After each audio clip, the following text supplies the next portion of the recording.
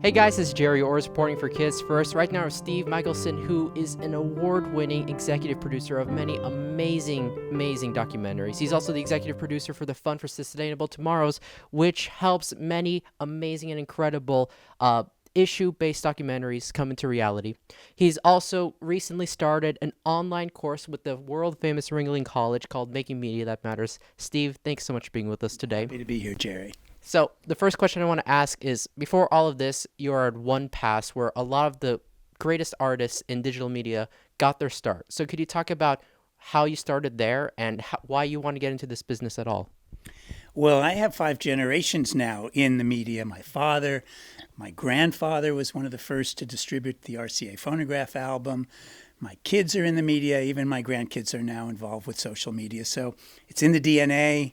It's been always something that I never even thought about being anything involved with anything else. One Pass was an amazing experience. I saw a camera in 1974. Steve Wozniak was my video engineer before Apple Computer even began. And it was a self-contained video camera, and I said, this is the camera of the future. At the time, it was a plywood mock-up, and I said, I've got to beg, borrow, and steal because this camera is going to change everything. So I bought the camera. I think I was the 5th in the country to have this portable camera. It was made by RCA, which owned NBC, and while their engineers were figuring out why this might be a good camera, I was already off and running. And within about 15 years, OnePass went from this one little camera to a company of over 600 people all over the country, not just in San Francisco. So it was meteoric, twice in Inc. 500 company for fast growth. And we were really quite the only company in San Francisco at the time to really have all the resources you needed to make any kind of media. Well, self-contained cameras are here to stay. You can look at the camera we're filming at to see that right now. It is very small. It has everything you need to film, and that is just an incredible growth of technology. Now, you are a documentary filmmaker, and sadly, documentary filmmaking is not really that big of an industry. A lot of people don't opt to go to documentary filmmaking. So what made you decide to become a documentary filmmaker? Well, I'm glad you asked, because my father, after radio and sound, he became one of America's foremost international television distributors.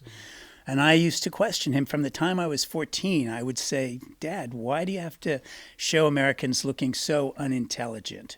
He would be buying programs like Hee Haw, which was sight gags and just the lowest type of humor that you could imagine. I said, why can't you buy something like Jacques Cousteau? As a family, we watched that every Thursday night, and it was totally excellent programming. Why can't you buy something like that for world audiences? He represented over 45 countries around the world. He represented the Shah of Iran, and many other amazing English-speaking and other countries.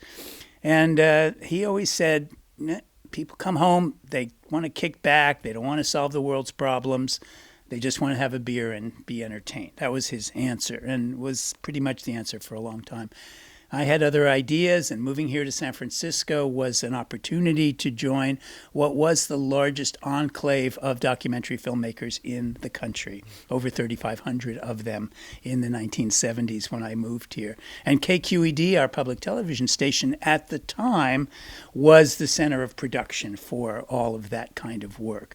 More films from Sundance have originated from San Francisco. More Oscar-winning documentaries have come from San Francisco than any other city. So it was really a chance to be with the kind of community that I had always inspired to be.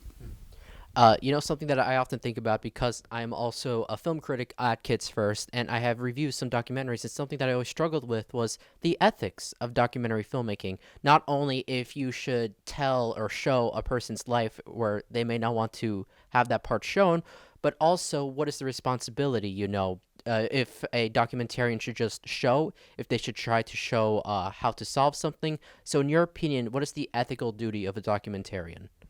Well, there are many types of documentaries. I specialize in cause-related documentaries these days for other reasons, but all documentaries seem to succeed or fail based on the characters themselves that are in the film. And ultimately, you have to be as observational as possible and not try to turn the story into something that viewers aren't seeing right there through the characters themselves. So putting people in a situation, in an environment that they're not used to, that they're not familiar with, through the eyes of the characters that are in that story, that's the secret of what makes documentaries work. It's also the secret from an executive producer point of view. Failing to do that disqualifies you from grants, disqualifies you from public television opportunities, disqualifies you from many other important opportunities for the distribution of your film. I think you touch a good point on the business side, and your documentaries have covered many different causes, from environmental to social and so many more. Do you think there's a specific cause, however, that needs to be shown more in documentaries? Well, these days I'm focusing on health as the one you see in the presidential discussions. Healthcare is a big issue, but everybody's been focusing on the wrong thing. They've been focusing on insurance.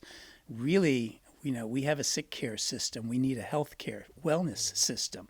And my current film, In Our Own Hands, How Patients Are Reinventing Medicine, is the story of 130 million people today, 30 million of them children, who have autoimmune disease and disorders, from autism to Crohn's disease to, a list of about 50 of them is what is the opening of the film. We don't see it as an epidemic, but it really is, and it's all caused by something we're not sure of. It's in our diet, it's in our environment, it's not genetic. To have these many people sick today is a serious problem. So this new film, In Our Own Hands, is going to really open up this conversation. I think that's great that you guys are talking about this, because it is a major issue, and it is one of the issues that isn't getting enough representation. Like you said, healthcare is something that's being discussed, but the actually repercussions, the actual real day-to-day life of the healthcare system is not being talked about. So I'm glad your films are talking about that. And because you have this experience with non-documentarian and documentarian filmmaking, how do you think the process of making these films, like the one you just mentioned, is different, whether it's narrative or documentary? Well, these days it's not enough to make a film anymore. So I advise all filmmakers, all content creators, I call them, to make a suite of different types of media. These days, when you look at the landscape, you've got 75 plus million millennials out there. And the only way into them, they love documentary films, but it's got to be a minute or shorter before they even become interested in your subject. There's 72 million baby boomers like myself who we still like our long form, and we gravitate towards that. So you have to have a mixture of short media, short films, and then long form media in the form of a feature documentary. So how you then release that is kind of an interesting part of the strategy that one needs to create. So when you're looking at half the population of America having totally opposing viewing media habits, you have to rethink a little bit what you're trying to accomplish. Absolutely, make some great points. And that leads me to my next question. For young filmmakers who want to make documentaries, because there are many kids out there who want to show some part of their world that they're experiencing, what tips would you give them to make successful and interesting but also captivating documentaries? Well, you want to walk before you run. You want to start with short media first and get your own generation. We're looking at 1 billion hours of YouTube consumed daily. We're looking today at 3.8 billion video posts on Facebook daily. So you want to basically get your message out into those channels to get your career started. And these days it's easy, and I'm so impressed with young filmmakers who have skills that many, and from drones to all sorts of filters and post-production capabilities, effects capabilities. I mean, these things used to require millions of dollars of equipment that they're now done on people's laptops. So I'm very impressed with people's creativity. Less successful are sometimes how they actually get them out there. So people who are committed to their message are the ones that I'm most interested in working with, because they work the different channels. And one of my rules is the 5 impression rule. You can't just rely on a single impression for people to see your media. You have to work 5 different ways of marketing, from e-blasts to social media to sometimes print media, postcards, lots of different ways to get to your audience. I like your holistic marketing perspective. I think that's so true in today's world. I definitely recommend it for our audience, especially the kids who are listening. There's nothing stopping you. If there's a story you want to tell, if there's a documentary you want to make, definitely make it. One of the ways we can learn is you recently started an educational course all about making media that matters. That is the title of the course. I love that. So could you talk a little bit about what that course entails and what you're teaching? Yeah, I have the first episode of the course is about some of the principles of being committed. A lot of filmmakers, the history of documentary filmmakers is I make my film, I hand it off to a distributor, and then I make my next film. That doesn't work so much anymore for cause-related media. I'm always looking for people I call committed filmmakers. Sometimes it's their only subject. They will have known this subject and they're committed to it long after the making of the film. The rest of the course are case studies of people who have made films and created social change. That's got to be the goal of why you're making the film in the first place. So get on with that. And there are a lot of really incredible things to learn these days about engagement, about strategies of getting audiences to become part of your film. So it doesn't just end with the making of the film. You have to design everything up front, from crowdsource funding to many other ways of using community screenings primarily to reach your audience and build from there. You can start with this was what I used to call narrowcasting at a time when we only knew of broadcasting. But as cable came along and now the internet, the opportunity to reach smaller and smaller markets is here. So you have to use that. I'm working with particular disease areas where families have gathered, and they're fantastic supporters of my films.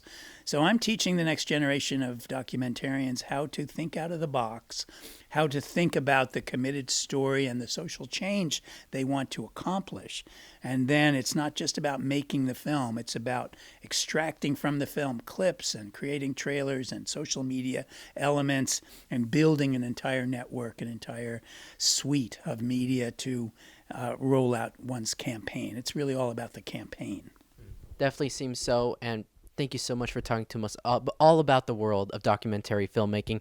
For our audience, as you can clearly see, Steve knows so much about the documentary world, and make sure to check out his course with Ringling College, as well as the Fun for Sustainable Tomorrows and the many films that Steve has worked with, as well as the many other interviews that Kids First has done, ranging from CEOs to visual effects artists to special effects artists, directors, actors, and so much more. I'm your host, Gerry O, reporting for Kids First. Bye.